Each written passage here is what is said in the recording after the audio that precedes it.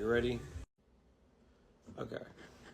So this is something I read recently that I felt I had to explain to people. And it's something I found on the internet recently. So, let's see. Okay. So, let's say you're a babysitter. Lights off. Kids are asleep. It's quiet. And then you hear one of them come downstairs and they say, "There's something under my bed."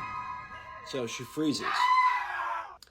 Every instinct in her is telling her to scream and run, but she can't move. For a moment, she's trapped, caught between disbelief and terror.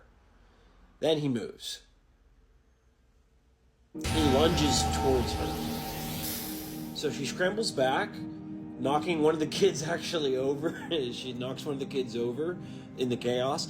And the man, now in full flight mode, just bolts from the house. He's disappeared into the night. So the police arrive.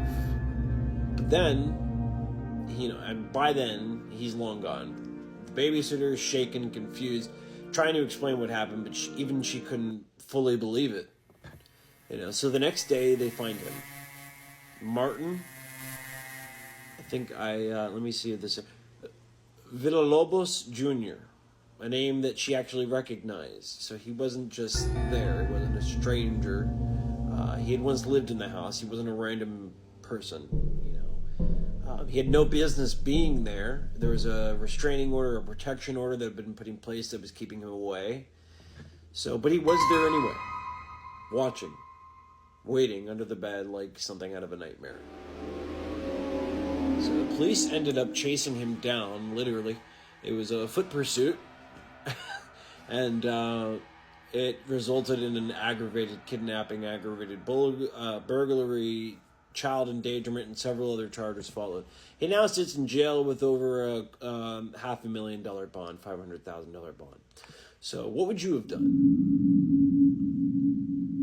What would you have done? How would you feel? Is the thing you always feared, the dark, the thing under the bed. It was no longer just a story, and you actually met eyes with someone as you looked underneath the bed,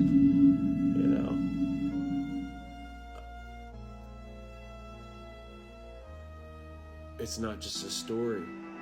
This is what happens. This is what happens to people. This happened just days ago.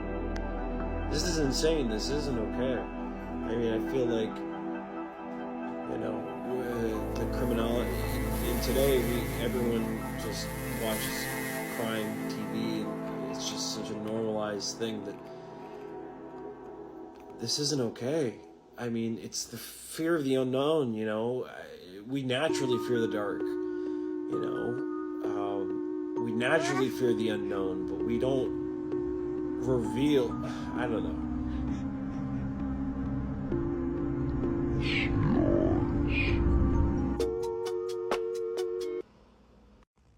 Not the reflection of some teddy bear or some forgotten stuffed animal. No, eyes. The eyes of a man, a human man, who had been waiting there. Someone who had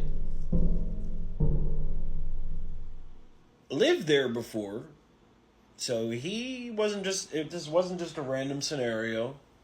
Martin Villalobos Jr., or Villalobos, if I pronounced that wrong, I'm sorry. Disgrace to my ancestors. He once lived there. But it was by a restraining order or protection order, whatever you want to call it, depending on where you are, that kept him away. But he was there. He was underneath the bed, listening, waiting. Like I said, what would you do? What would you have done in her shoes? Would you have, she knocked over one of the kids, ultimately protecting the kid. The kid got hurt, but what would you do? This is a sick world.